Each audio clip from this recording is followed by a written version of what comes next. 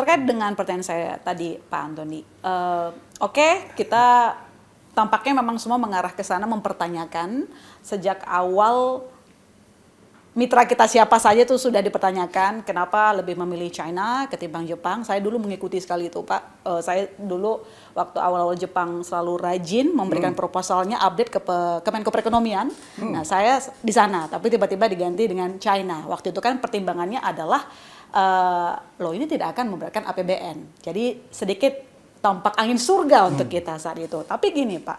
Oke, satu sisi itu what's done gitu, sudah selesai itu dan harus diselidiki. Tapi sekarang kita lihat, ketika KPK sudah turun tangan menyelidiki dugaan korupsi itu, Presiden tampil dan mengatakan tidak usah khawatir, ini negara besar, kita punya uang. Bagaimana Pak Antoni menangkap pernyataan Presiden yang bilang bahwa udah tidak usah repot, nggak usah ribut gitulah katanya.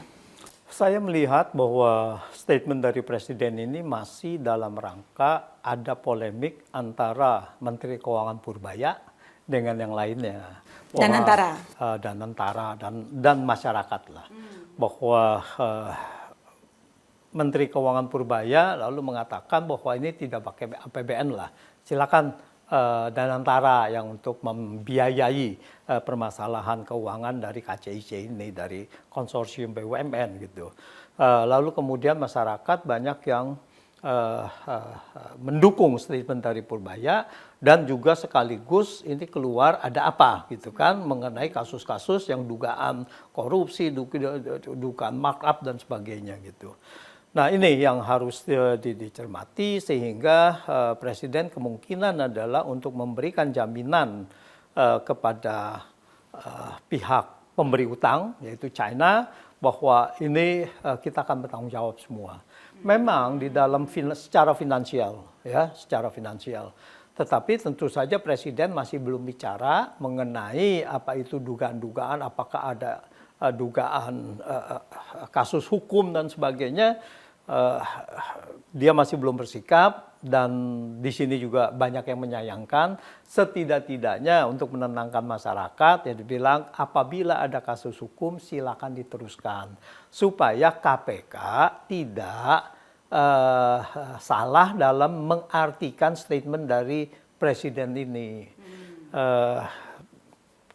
KPK sebelumnya kan sudah mengatakan sedang menyelidiki dan memang terus kelihatannya tidak begitu terlalu terpengaruh oleh statement dari Presiden karena dalam kasus hukum ini memang tanggung jawab dia yaitu sekarang mulai ada pengadaan tanah ya yang lagi diselidiki. Ya mudah-mudahan ini terus saya rasa Presiden akan setuju dengan kasus hukum ini akan ditegakkan ya, kasus korupsi apa segala akan disidik dan sebagainya. Saya rasa setuju, karena kalau tidak setuju tidak mungkin bahwa Presiden itu Kejaksaan Agung bisa membuka kasus-kasus besar, ya seperti ya kita tahulah kasus minyak lah dan sebagainya gitu. Nah itu yang kita harapkan bahwa di sini kasus hukum itu. Jadi statement Presiden itu pada saat itu terbatas kepada saya berharap terbatas pada masalah keuangan saja.